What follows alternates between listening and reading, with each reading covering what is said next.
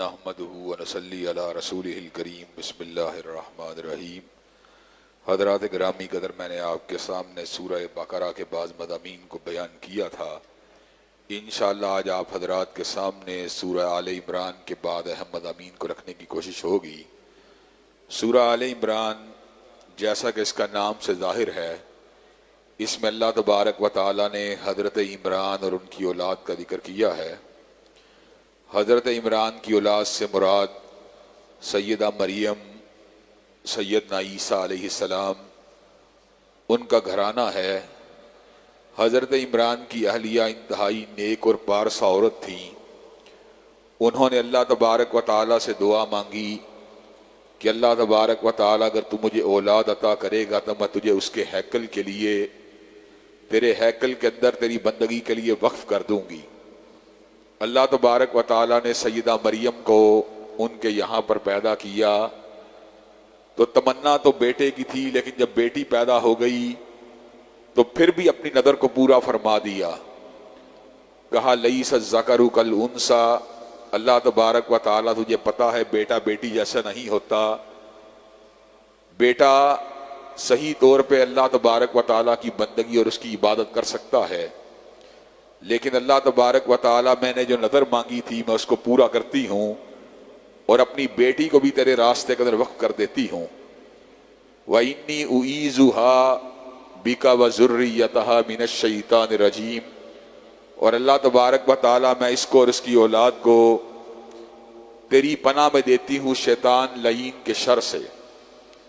سیدہ مریم ایک نظر کی شکل کے اندر، ایک نظر کے نتیجے کے اندر ہیکل میں اللہ تبارک و تعالیٰ کی بندگی کرتی رہیں اور مخلصانہ بندگی کرتی رہیں۔ اللہ تبارک و تعالیٰ نے اس بندگی کا نتیجہ یوں ظاہر فرمایا کہ جو عمر بڑھتی گئی، ولایت بھی بڑھتی گئی، تقویٰ بھی بڑھتا گیا، للہیت بھی بڑھتی گئی۔ اللہ تبارک و تعالیٰ نے آپ کے پاس بے موسم کے پھل بھیجنے شروع کر دیے۔ حضرت زکریا جو کہ آپ کے رشتے میں حالو تھے، وہ آپ کے کفیل بھی تھے، جب وہ محراب میں داخل ہوتے سیدہ مریم کے پاس بے موسم کے پھل دیکھتے، کہتے یا مریم انا لکی ھذا، اے مریم یہ پھل کہاں سے آئے ہیں؟ تو سیدہ مریم جواب میں کہتی قالت ھو من عند اللہ، یہ اللہ نے بھیجے ہیں، ان اللہ یرزق من یشاء بغیر حساب۔ جب اللہ تبارک و تعالیٰ کسی کو رزق دینا چاہے تو پھر وہ موسم کو نہیں دیکھتا، وقت کو نہیں دیکھتا، وہ جب چاہتا ہے جہاں سے چاہتا ہے رزق کے اسباب کو پیدا فرما دیتا ہے۔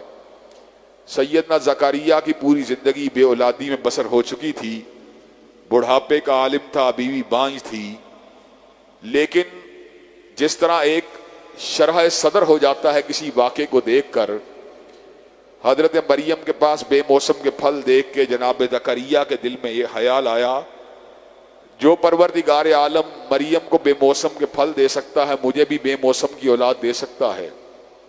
چنانچہ پروردگار عالم کی بارگاہ میں آ کے دعا مانگی ربی ہب لی من لدنک ذریۃ طیبۃ انک سمیع الدعاء، اے میرے پروردگار مجھے ایک نیک بیٹا عطا فرما دے، بے شک آپ دعاؤں کے سننے والے ہیں۔ جب آپ نے یہ دعا مانگی تو فرشتے نے پکار کے کہا ان اللہ یبشرک بیحییٰ مصدقا بکلمۃ من اللہ وسیدا وحصورا ونبیا من الصالحین۔ آپ نے دعا مانگی ہے اس عزم کے ساتھ، اس جزم کے ساتھ کہ اللہ تبارک و تعالیٰ دعاؤں کا سننے والا ہے، آپ کو بیٹے یحییٰ کی بشارت ہو، جس کو اللہ تبارک و تعالیٰ نے اتنا کریکٹر والا بنایا ہوگا کہ غیر محرم کی طرف ملتفت ہی نہیں ہوگا، وَسَيِّدًا وَحَصُورًا وَنَبِيًّا مِّنَ الصَّالِحِينَ، سردار ہوگا اور نبی ہوگا صلحاء میں سے، مُصَدِّقًا بِكَلِمَةٍ مِّنَ اللَّهِ، اور اللہ تبارک و تعالیٰ کے کلمے کی تصدیق کرنے والا ہوگا۔ اللہ کے کلمے سے مراد سیدنا عیسیٰ علیہ السلام کی ذات ہے جو کلمہ کن کے نتیجے میں پیدا ہوئے۔ ایک اس ولادت کا ذکر کیا اور دوسرا اس ولادت کا ذکر کیا کہ سیدہ مریم، ان کو فرشتوں نے پکار کے یہ بات کہی تھی ان اللہ اصطفاکی وطہرکی واصطفاکی علی نساء العالمین، اے مریم اللہ تبارک و تعالیٰ نے آپ کو چن لیا ہے، آپ کو طاہر اور مطہر کر دیا ہے، اور آپ کو جہانوں کی عورتوں کے اوپر فضیلت دی ہے۔ اللہ تبارک و تعالیٰ کی چنی ہی عورتوں میں سیدہ مریم، سیدہ آسیہ، سیدہ حدیجہ الکبریٰ، سیدہ عائشہ اور سیدہ فاطمہ الزہرا شامل ہیں۔ حدیث طیبہ کے مطابق ان عورتوں کو اللہ تبارک و تعالیٰ نے جہانوں میں انتہائی بلند مقام عطا کیا ہے، لیکن سیدہ مریم ان کا یہ اعزاز ہے کہ اللہ تبارک و تعالیٰ نے ان کے یہاں پر ایک ایسی ہستی مبارک کو پیدا کیا جو ہستی اللہ تبارک و تعالیٰ کی نشانیوں میں سے ایک نشانی ہے۔ سیدہ مریم ایک مرتبہ محراب کے اندر موجود تھی تو جبریل امین انسانی شکل میں آپ کے پاس جلوہ افروز ہوئے، تو سیدہ مریم ایک دم چونک گئیں، کہنے لگی انی اعوذ بالرحمن منک ان کنت تقیا، میں پروردگار عالم کی پناہ لیتی ہوں تجھ سے، اگر تیرے میں تقوی موجود ہے تو پیچھے ہٹ جا۔ سیدنا جبریل امین نے اعلان فرمایا انما انا رسول ربک لیہب لک غلاما زکیا، میں تیرے رب کا بھیجا ہوا قاصد اور رسول ہوں اور تجھے ایک بیٹے کی بشارت دینے کے لیے آیا ہوں۔ سیدہ مریم نے ایسے عالم میں کہا لم یمسسنی بشر ولم اکو بغیا، نہ مجھے کسی بشر نے چھوا ہے، نہ ہی میں برے کردار والی عورت ہوں۔ کہا یہ اللہ تبارک و تعالیٰ کا فیصلہ ہے کہ آپ کے یہاں پر سیدنا عیسیٰ علیہ السلام کی بن باپ کے ولادت ہوگی۔ سیدہ مریم کے یہاں پر جب سیدنا عیسیٰ علیہ السلام کی ولادت ہوئی تو سیدہ مریم کے دل کو ٹھیس پہنچی کہ بستی والے کیا سوچیں گے، ہیکل کے اندر عبادت کرنے کے لیے گئی تھی اور بیٹا ساتھ لی آئی ہے۔ یہاں تک الفاظ کہہ دیے یا لیتنی مت قبل ھذا، اے کاش میں آج سے پہلے مر چکی ہوتی اور مجھے بلا دیا گیا ہوتا۔ اللہ تبارک و تعالیٰ نے کہا عیسیٰ کے ساتھ اپنی آنکھوں کو ٹھنڈا کرو، گھبرانے کی ضرورت نہیں، جب بستی کے لوگ سوال کریں تو ان کو یہ بات کہہ دینا فقولی انی نذرت للرحمن صوما فلن نکلم اليوم انسیا، میں نے اللہ تعالیٰ کے لیے روزہ رکھا ہوا ہے اور میں کسی بشر سے کلام نہیں کروں گی۔ سابقہ امتوں کے اندر جو روزہ ہوتا تھا اس میں چپ کا روزہ بھی شامل تھا۔ یہ اللہ تبارک و تعالیٰ نے امت محمدی علیہ السلام کے اور بہت بڑا احسان کیا کہ ہمارے روزے کے اندر ہمیں وہ دقت اور وہ مشقت نہیں آتی کہ ہم چپ کے اوپر مجبور ہوں، ہمارا روزہ فقط کھانے پینے کی حد تک ہوتا ہے۔ سیدہ مریم اپنی جھولی مبارک کے اندر سیدنا عیسیٰ کو اٹھائے ہوئے آئیں تو بستی کے لوگوں نے کہا یا اخت ہارون ما کان ابوک امرأ سوء وما کانت امک بغیا، اے ہارون کی بہن عمران کی بیٹی، نہ تیرا باپ برا آدمی تھا نہ تیری ماں نے خیانت کی تھی، یہ تو نے کیا کیا؟ فاشارت الی، اپنی انگلی کا اشارہ سیدنا عیسیٰ کی طرف فرما لیا۔ بستی کے لوگ کہنے لگے ہم تم سے سوال کر رہے ہیں کیف نکلم من کان فی المہد صبیا، ہم اسے کیسے کلام کریں جو کہ چھوٹا سا جھولے میں جھولنے والا بچہ ہے۔ سیدنا عیسیٰ علیہ السلام نے جھولی مریم سے آواز دی انی عبداللہ آتانی الکتاب وجعلنی نبیا، میں اللہ کا بندہ ہوں، اللہ تبارک و تعالیٰ نے مجھے کتاب بھی دی ہے اور نبوت بھی دی ہے۔ بستی والے اس بات کے اوپر حیران و ششدر رہ گئے۔ سیدنا عیسیٰ کی دعوت توحید کی دعوت تھی، آپ ساری زندگی پیغام توحید کو سناتے رہے اور آپ نے یہاں تک اعلان فرما دیا انہ من یشرک باللہ فقد حرم اللہ علیہ الجنہ ومأواہ النار، جو اللہ کی ذات ہے شرک کرے گا اللہ نے اس کے اوپر جہنم کو واجب کر دیا، جنت کے باغات کو اس کے اوپر حرام کر دیا ہے۔ لیکن ابتدائی نسل کے عیسائیوں کے بعد آنے والے نصرانی آپ کی ذات کے بارے میں الجھاؤ کا شکار ہوئے، شکوک و شبہات کا شکار ہوئے اور آپ کو عبد اللہ کہنا شروع کر دیا۔ جب حضرت رسول اللہ صلی اللہ علیہ وسلم کائنات میں جلوہ گر ہوئے، آپ نے کائنات کے لوگوں کو وحدانیت کاملہ کا درس دیا، توحید کامل کا سبق دیا، اور توحید کامل کا بہترین شاہکار اور اعلیٰ ترین نمونہ سورہ اخلاص ہے، جس کے اندر جو باتیں کہی گئی ہیں وہ اللہ تبارک و تعالیٰ کی ذات کے علاوہ کسی پہ صادق نہیں آ سکتی۔ قل هو اللہ احد، اللہ اکیلا ہے اور جو اکیلا ہوتا ہے وہ نیاز مند ہوتا ہے، لیکن اللہ الصمد، اللہ بے نیاز ہے اکیلا ہونے کے باوجود۔ لم یلد ولم یولد، نہ وہ جنتا ہے نہ وہ جنا گیا، ولم یکن لہ کفوا احد، اور کوئی بھی اس کا ہم پلہ نہیں ہے۔ نجران کے عیسائی پادری جنہیں اپنے مذہب کے اوپر بڑا اعتماد اور بڑا ناز تھا، حضرت رسول اللہ صلی اللہ علیہ وسلم کی بارگاہ میں مناظرے کے لیے آئے اور یہ بات کہنے لگے سیدنا عیسیٰ علیہ السلام کا باپ کون ہے؟ اگر اللہ نہیں تو ان کے باپ کے بارے میں بتلائیے۔ تو حضرت رسول اللہ صلی اللہ علیہ وسلم ناطق وحی تھے، آپ نے وحی الہی کے تحت اس امر کا اعلان فرما دیا، ان مثل عیسیٰ عند اللہ کمثل آدم خلقہ من تراب ثم قال له کن فیکون۔ بے شک اللہ تعالیٰ کے نزدیک عیسیٰ کی مثال آدم کی مانند ہے، جو پروردگار عالم آدم کو بن باپ اور بن ماں کے پیدا کر سکتا ہے، کہ وہ عیسیٰ کو بن باپ کے پیدا نہیں کر سکتا۔ نجران کے عیسائی پادری اس کے باوجود مصر رہے اپنے عقیدے کے اوپر، تو اللہ تبارک و تعالیٰ نے حضرت رسول اللہ صلی اللہ علیہ وسلم پہ اس وحی کا نزول فرما دیا، فمن حاجک فیہ من بعد ما جاءک من العلم فقل تعالوا ندعو ابناءنا وابناءکم ونساءنا ونساءکم وانفسنا وانفسکم ثم نبتہل فنجعل لعنۃ اللہ علی الکاذبین۔ اگر یہ علم کے آ جانے کے باوجود آپ سے جھگڑے اور الجھیں تو ان کو مباہلے کا چیلنج دے دیے، ان کو مباہلے کا چیلنج دیجیے اور کہیے جاؤ تم اپنی ذاتوں کو لے کے آؤ، میں اپنی ذات کو لے کے آتا ہوں، تم اپنے بیٹوں کو لے کے آؤ، میں اپنے بیٹوں کو لے کے آتا ہوں، تم اپنی عورتوں کو لے کے آؤ، میں اپنی عورتوں کو لے کے آتا ہوں۔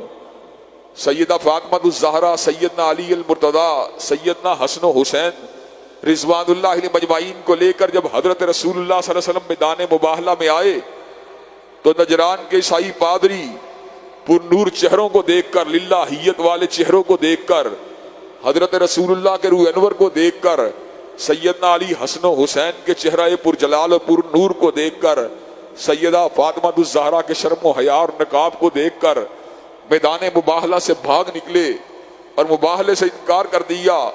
آج بھی قرآن مجید کی یہ آیت حجت کی حیثیت رکھتی ہے ہر اس شخص کے خلاف جو حضرت رسول اللہ صلی اللہ علیہ وسلم کے اس پیغام کو، جو توحید کا پیغام ہے، جو اللہ کی تنہائی کا پیغام ہے، اللہ کی یکتائی کا پیغام ہے، اللہ کی وحدانیت کا پیغام ہے، جو اس کو ٹھکراتا ہے، اگر وہ چیلنج مباہلہ کا مقابلہ کرنے کی جرأت رکھتا ہے تو قرآن مجید اس کو پکار کے یہ بات کہتا ہے، تعالوا ندعو ابناءنا وابناءکم ونساءنا ونساءکم وانفسنا وانفسکم ثم نبتہل فنجعل لعنۃ اللہ علی الکاذبین۔ جاؤ تم اپنی جانوں کو لے کے آؤ، ہم اپنی جان کو لے کے آتے ہیں، تم اپنے بیٹوں کو لے کے آؤ، ہم اپنے بیٹوں کو لے کے آتے ہیں، تم اپنی عورتوں کو لے کے آؤ، ہم اپنی عورتوں کو لے کے آتے ہیں، ثم نبتہل فنجعل لعنۃ اللہ علی الکاذبین۔ پھر مباہلہ کرتے ہیں تو جو جھوٹا ہوگا اس کا پردہ چاک ہو جائے گا، اس کے پر اللہ کی لعنت گر جائے گی۔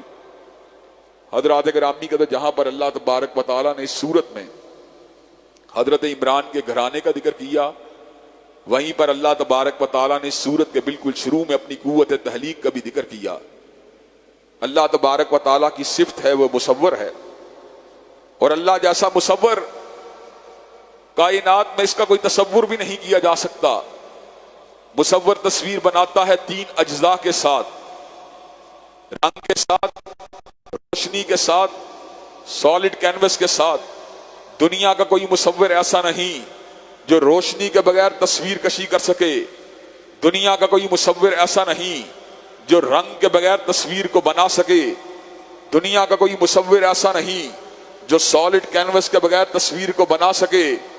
لیکن اللہ کون ہے؟ هو الذی یصورکم فی الارحام کیف یشاء، جو تصویر رحم مادر کے اندھیروں میں بناتا ہے، جو تصویر بغیر رنگ کے پانی کے اوپر بناتا ہے، جو تصویر جو ہے ٹھوس کینوس کے اوپر نہیں بناتا بلکہ سیال مادے کے اوپر بناتا ہے، اور مصور کی بنوائی ہوئی تصویر بولنا بھی نہیں جانتی، سننا بھی نہیں جانتی، لیکن اس کی تحلیق کا عالم کیا ہے؟ انا خلقنا الانسان من نطفۃ امشاج نبتلیہ فجعلناہ سمیعا بصیرا۔ اللہ کی ہر تصویر بولنا بھی جانتی ہے، سننا بھی جانتی ہے، دھڑکنا بھی جانتی ہے۔ هو الذی یصورکم فی الارحام کیف یشاء، جو روشنی میں کینوس کے اوپر تصویر کو بناتے ہیں ان کی تصویر میں وہ تنوع نہیں ہوتا۔ اللہ تبارک و تعالی نے ہر دور میں اربوں انسانوں کو پیدا کیا، ہر چہرے کو الگ رنگ دیا، ہر ذہن کو الگ استعداد دی، اور اللہ کی قدرت کاملہ کو اگر سمجھنا ہو تو ایک چھوٹی سی مثال دیتا ہوں. 7 ارب انسان ہر روز سوتے ہیں. ہر روز 7 ارب انسانوں کو 7 ارب مختلف خوابیں دکھلانے والی ذات میرے پروردگار عالم کی ذات ہے. ہر رات کو نیا خواب دکھلانے والی ذات میرے پروردگار عالم کی ذات ہے. اور میرے پروردگار عالم کے تصرف کا عالم کیا ہے؟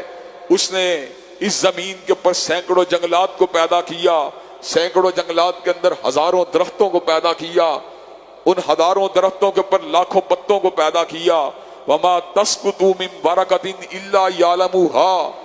اور ہر درخت سے گرنے والا پتا جب گرتا ہے اللہ کے اذن کے ساتھ گرتا ہے, اس کے علم کے مطابق گرتا ہے. حضرات گرامی قدر, اس صورت میں اللہ تبارک و تعالیٰ نے قرآن مجید کی 2 طرح کی آیات کا ذکر کیا. اللہ تبارک و تعالیٰ نے جو کتاب اللہ کو نازل کیا اس میں 2 طرح کی آیات ہیں. آیات محکمات ہیں اور آیات متشابہات ہیں. محکم آیات اتنی واضح ہیں کہ اپنی تعویل کے لیے کسی سہارے کی محتاج نہیں ہیں, اور جو متشابہات ہیں ان کا علم فقط پروردگار عالم کے پاس ہے. الف لام میم کا مطلب کیا ہے اللہ جانتا ہے. یاسین کا مطلب کیا ہے اللہ جانتا ہے. طٰہٰ کا مطلب کیا ہے پروردگار عالم جانتا ہے. کاف ہا یا عین صاد کا مطلب کیا ہے پروردگار عالم جانتا ہے. مومنین کا طریقہ کار کیا ہوتا ہے, وہ بات وہ کرتے ہیں جو محکم آیات میں ہوتی ہے. اور جہاں تک تعلق ہے متشابہات کا, کہتے ہیں ہمارے پروردگار کی طرف سے ہے, ہمارا اس کے اوپر ایمان ہے, لیکن اس کی تعویل کا علم فقط پروردگار عالم کے پاس ہے. ہم اس کی تعویل کے چکر میں نہیں پڑتے, ہم اس کا علم اللہ کے ذمے سونپ کر ہر چیز کے اوپر ایمان تو لاتے ہیں, لیکن جب عمل کرنے کی باری آتی ہے تو محکمات پہ عمل کرتے ہیں. حضرات گرامی قدر, اس صورت میں اللہ تبارک و تعالیٰ نے اس بات کا بھی ذکر کیا کہ انسان کو اللہ تبارک و تعالیٰ کی بارگاہ میں آ کے ہمیشہ یہ دعا مانگنی چاہیے, ربنا لا تزغ قلوبنا بعد اذ ہدیتنا وہب لنا من لدنک رحمہ انک انت الوہاب. اے ہمارے رب, ہمارے دلوں کو ہدایت کے آنے کے بعد ٹیڑھا نہ کرنا. اگر اللہ تبارک و تعالیٰ انسان کو ثابت قدم نہ رکھے تو انسان کبھی ہدایت پہ نہیں رہ سکتا. من یہدہ اللہ فلا مضل لہ ومن یضللہ فلا ہادی لہ. جس کو اللہ تبارک و تعالیٰ ہدایت پہ رکھے اسے کوئی گمراہ نہیں کر سکتا, اور جس کو وہ بھٹکا دے اس کو کوئی سیدھے راستے پہ لا نہیں سکتا. کائنات کے ہر فرد کے دل اللہ کی 2 انگلیوں کے درمیان ہیں. ہوائیں آتی ہیں, دلوں کو الٹتی ہیں, پلٹتی ہیں. جس کا اللہ تبارک و تعالیٰ کی بارگاہ میں جو انابت کرنے والا ہوتا ہے, جو رجوع کرنے والا ہوتا ہے, جو گڑ گڑانے والا ہوتا ہے, جو ہدایت کو مانگنے والا ہوتا ہے, جو توفیقات کو مانگنے والا ہوتا ہے, اللہ اس کے دل کو سیدھا رکھتے ہیں. جو اعراض کرنے والا ہوتا ہے, جو بے نیازی دکھلانے والا ہوتا ہے, جو دعاؤں سے دور رہنے والا ہوتا ہے, جو لاپرواہی کے اندھیروں میں رہنے والا ہوتا ہے, کئی مرتبہ تقدیر کا کوئی جھونکا آ کے اس کو پلٹ دیتا ہے, کئی مرتبہ تقدیر کا کوئی جھونکا آ کے اس کو الٹ دیتا ہے. حضرات گرامی قدر, اگر آپ ٹھنڈے دل سے غور کریں تو یہ بات سمجھ میں آ جائے گی کہ فجر سے لے کے ظہر تک چند گھنٹوں کا فاصلہ ہے, ظہر سے لے کے عصر تک 2-2.5 گھنٹوں کا فاصلہ ہے, عصر سے لے کے مغرب تک 2-2.25 گھنٹوں کا فاصلہ ہے, مغرب سے لے کر عشاء تک 2.25 گھنٹوں کا فاصلہ ہے. ان 2.25 گھنٹوں کے دوران جتنی بھی نمازیں ہوتی ہیں, ہر ایک کے اندر ایک ہی دعا ہوتی ہے, اہدنا الصراط المستقیم, اہدنا الصراط المستقیم, اہدنا الصراط المستقیم. گویا کہ انسان بڑے عشق کے ساتھ, بڑی انکساری کے ساتھ اللہ کے سامنے یہ عرض کرتا ہے, اللہ فجر کی نماز کے وقت میں کہہ رہا ہوں اہدنا الصراط المستقیم, اللہ مجھے سیدھا راستہ دکھلا دے. ظہر کے وقت وہ یہ پھر کہتا ہے اللہ فجر کے وقت کافی نہیں تھا, اللہ پھر سیدھا راستہ دکھلا دے. پھر عصر کا وقت آتا ہے, پھر کہتا ہے اہدنا الصراط المستقیم, اللہ تبارک و تعالی ظہر کے وقت یہ کہنا کافی نہیں تھا, اللہ سیدھا راستہ دکھلا دے. پھر مغرب کا وقت آتا ہے, پھر کہتا ہے اہدنا الصراط المستقیم, اللہ عصر کے وقت کافی نہیں تھا, سیدھا راستہ دکھلا دے. پھر عشاء کا وقت آتا ہے, پھر کہتا ہے اہدنا الصراط المستقیم, اللہ سیدھا راستہ دکھلا دے. اور جو اللہ کے ولی ہوتے ہیں والذین یبیتون لربہم سجدا وقیاما, کہ جن کی آنکھوں کے اندر رات کی نیند اتنی خوبصورت نہیں ہوتی جتنی اللہ کے ساتھ ملاقات کا جذبہ ہوتا ہے, پھر وہ تہجد کے ٹائم اٹھ کے کہتے ہیں اہدنا الصراط المستقیم, اللہ سیدھا راستہ دکھلا دے. گویا کہ انسان کو سب سے زیادہ جس چیز کی طلب کی ضرورت ہے, جس چیز کی تمنا کی ضرورت ضرورت ہے وہ صراط مستقیم ہے۔ حضرات گرامی قدر، یہاں پہ چھوٹی سی مثال دے کے اپنی بات کو آگے بڑھاؤں گا۔ وہ کیا چیز تھی کہ ابلیس ہزاروں برس تک ریاضت کے بعد فرشتوں کا ہم نشیں ہو گیا، لیکن ایک آن ہی کے اندر غرور و کبر نے اس کو ابلیس بنا دیا۔ تو اس کا مطلب یہ ہے ولایت کے بلند سے بلند درجے کے اوپر پہنچ جانے کے باوجود بھی اس بات کی ضمانت نہیں مل سکتی کہ انسان ہمیشہ صراط مستقیم کے اوپر رہے۔ صراط مستقیم کے اوپر رہنے کے لیے ایک ہی چیز کی ضرورت ہے، وہ توفیق باری تعالیٰ کی ضرورت ہے، وہ اللہ حکم الحاکمین کی تائید کی ضرورت ہے، وہ اللہ تبارک و تعالیٰ کے فضل بے پایاں کی ضرورت ہے، اس کی رحمت بے مثال کی ضرورت ہے۔ اللہ سورہ نور کے اندر اس بات کا ذکر فرماتے ہیں، زمین کے اوپر جتنے لوگ جھکی ہوئی نگاہوں والے نظر آتے ہیں، زمین کے اوپر جتنے لوگ اچھے کرداروں والے نظر آتے ہیں، وَلَوْلَا فَضْلُ اللَّهِ عَلَيْكُمْ وَرَحْمَتُهُ مَا زَكَىٰ مِنْكُمْ مِنْ أَحَدٍ أَبَدًا۔ اگر اللہ کا فضل اور رحمت نہ ہو تو زمین کے اوپر کوئی پاک پوتر وجود نظر نہ آئے۔ زمین کے اوپر جتنی بھی پاکیزگی ہے وہ در حقیقت اللہ کی تائید اور اس کی نصرت کے ساتھ ہے۔ چنانچہ ہمیں ہر آن، ہر لحظہ، ہر لمحہ اللہ سے ہدایت کی دعا مانگتے رہنا چاہیے۔ اس صورت میں اللہ تبارک و تعالیٰ نے اس بات کا بھی ذکر کر دیا کہ ان الدین عند اللہ الاسلام، دنیا والوں کے نزدیک تو دین کچھ بھی ہو سکتا ہے۔ کوئی عیسائیت کو دین سمجھے، کوئی یہودیت کو دین سمجھے، کوئی نصرانیت کو دین سمجھے، کوئی جین مت کو دین سمجھے، لیکن ان الدین عند اللہ الاسلام، دین اللہ کے نزدیک فقط اسلام ہے۔ غامدی صاحب اور ان جیسی قبیل کے بہت سے لوگ وحدت الادیان کی ایک ناؤ میں اتر چکے ہیں، دریا میں اتر چکے ہیں، تنگنائی میں اتر چکے ہیں، اور وہ یہ بات سمجھتے ہیں اللہ کو منانے کے لیے کسی بھی راستے کو اختیار کر لیا جائے تو وہ راستہ کفایت کر جائے گا۔ حضرات گرامی قدر، یہ بہت بڑی بھول ہے۔ الیوم اکملت لکم دینکم واتممت علیکم نعمتی ورضیت لکم الاسلام دینا۔ آج کے دن اللہ تعالیٰ نے دین کو مکمل کر دیا ہے، نعمتوں کو تمام کر دیا ہے، دین کو چن لیا ہے، اسلام کو بطور دین چن لیا ہے۔ وَمَن يَبْتَغِي غَيْرَ الْإِسْلَامِ دِينًا فَلَن يُقْبَلَ مِنْهُ وَهُوَ فِي الْآخِرَةِ مِنَ الْخَاسِرِينَ۔ جو اسلام کے علاوہ کسی اور کو دین بنائے گا، اللہ اس کے دین کو قبول نہیں کریں گے اور آخرت کا گھاٹا اس کا مقدر بن جائے گا۔ چنانچہ لاکھ فلسفی یہ بات کہے، لاکھ سکولر یہ بات کہے، لاکھ دانشور یہ بات کہے کہ وحدت الادیان یا اللہ تبارک و تعالیٰ تک پہنچنے والے ایک سے زائد راستے ہیں، رب قدیر کی قسم ہے اللہ تک پہنچنے کا ایک ہی راستہ ہے، وہ راستہ دین اسلام ہے۔ اس راستے کے علاوہ جو بھی کوئی اور راستے کو اختیار کرے گا، آخرت کا گھاٹا اس کا مقدر بن جائے گا۔ اس صورت میں اللہ تبارک و تعالیٰ نے اس بات کا بھی ذکر فرمایا کہ جو شخص اللہ سے محبت کرتا ہے اس کو ایک ٹپ دی اللہ نے، میرے سے محبت کرتا ہے، تجھے ایک ٹپ دیتا ہوں، تجھے ایک راستہ دکھلاتا ہوں، تو میرا محبوب بن جائے گا۔ کہا مجھ سے محبت کرنے والے رسول اللہ صلی اللہ علیہ وسلم کے نقش قدم پہ چلا کر، قُلْ إِن كُنتُمْ تُحِبُّونَ اللَّهَ فَاتَّبِعُونِي يُحْبِبْكُمُ اللَّهُ۔ اگر تم اللہ سے محبت کرتے ہو میرے نقش قدم پہ چلو، اللہ تم سے محبت کرنے لگے گا، تم خود اللہ کے محبوب بن جاؤ گے۔ وجہ کیا ہے؟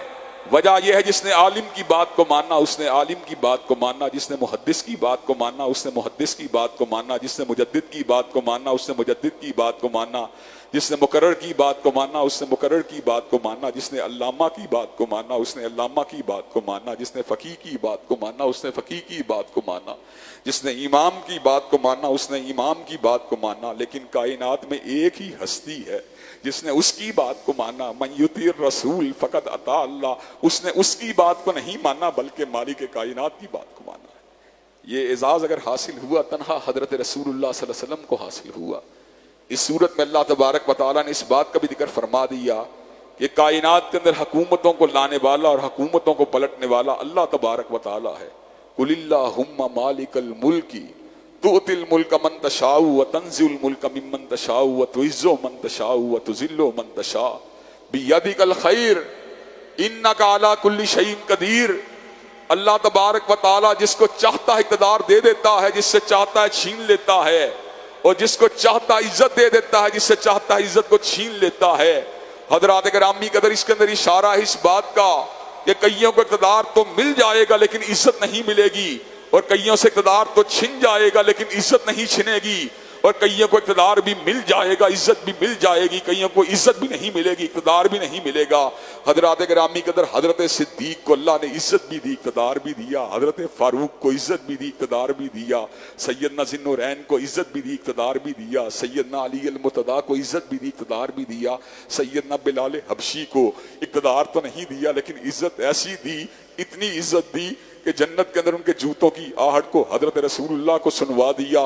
حضرت امام بخاری رحمت اللہ علیہ کو اقتدار تو نہیں دیا لیکن عزت ایسی دی کہ حجت اللہ فی الارض بنا دیا۔ حضرات گرامی قدر، جس کو چاہے اللہ تبارک و تعالی عزت دے اور جس سے چاہے عزت کو چھین لے، ہر چیز اس کے پاس ہے۔ حضرت رسول اللہ صلی اللہ علیہ وسلم نے سیدنا حسن کو بلا دیا اور ان کو اس دعائے قنوت کو سکھلا دیا، انہو لا یذل من والیت ولا یعز من عادیت، کہ وہ شخص ذلیل نہیں ہو سکتا جس کا والی اللہ ہو، جس کا دوست اللہ ہو، اور اس کو عزت نہیں مل سکتی جس کی دشمنی اللہ تبارک و تعالیٰ کی ذات کے ساتھ ہو جائے۔ اس صورت میں اللہ تبارک و تعالیٰ نے اس جلسے کا بھی ذکر کیا کہ تحلیق ارض و سماوات اور تحلیق کائنات، یعنی زمین کی تحلیق سے قبل اللہ تعالیٰ نے 2 جلسے کیے تھے عالم ارواح میں۔ ایک جلسہ وہ تھا جس میں آپ بھی شامل تھے اور میں بھی شامل تھا، پوری مخلوق، پوری انسانیت اس میں شامل تھی، اور اللہ نے کہا تھا الستُ بربکم، کیا میں تمہارا رب نہیں ہوں؟ تو ہر روح نے جواب میں پکار کے کہا تھا بلا اللہ، یقیناً تو ہمارا رب ہے۔ وہ جو اللہ تعالیٰ کے نبی نے فرمایا ہر مولود جو ہے اس کی ولادت فطرت الہیہ پہ ہوتی ہے، فطرت پہ ہوتی ہے، اس کا اصل مطلب یہی ہے کہ اللہ تبارک و تعالیٰ نے توحید کی ایک معرفت ہے جو انسانوں کے اذہان و قلوب میں فطری اعتبار سے بدیت کی ہے۔ اگر معاشرہ اور علاقہ اور والدین انسانی شخصیت کو مسخ نہ کریں اور تنہا انسان کو اکیلے کسی جنگل میں بھی چھوڑ دیا جائے تو وہ خدائے وحدہ لا شریک لہ کو پہچان جائے گا، اس لیے کہ فطرت میں توحید کا داعیہ موجود ہے۔ حضرات گرامی قدر، اور اس کے مد مقابل اللہ تبارک و تعالیٰ کے دین سے برگشتہ کرنے والے کون لوگ ہوتے ہیں؟ اللہ تبارک و تعالیٰ کے دین سے برگشتہ کرنے والے ہمارے والدین ہوتے ہیں، ہمارے دوست احباب ہوتے ہیں، ہمارا کلچر ہوتا ہے، ہماری سوسائٹی ہوتی ہے، ہمارے میل ملاقات والے لوگ ہوتے ہیں۔ ایک جلسہ تو وہ ہوا تھا جس میں اللہ نے اپنی توحید کا ذکر کیا، لیکن ایک جلسہ ایسا تھا جس میں آئی پی لوگ موجود تھے، جس میں فقط انبیاء رسول اللہ کو بلایا گیا۔ انبیاء رسول اللہ کے اس جلسے کے اندر کسی غیر نبی کو شامل ہونے کی اجازت نہیں تھی۔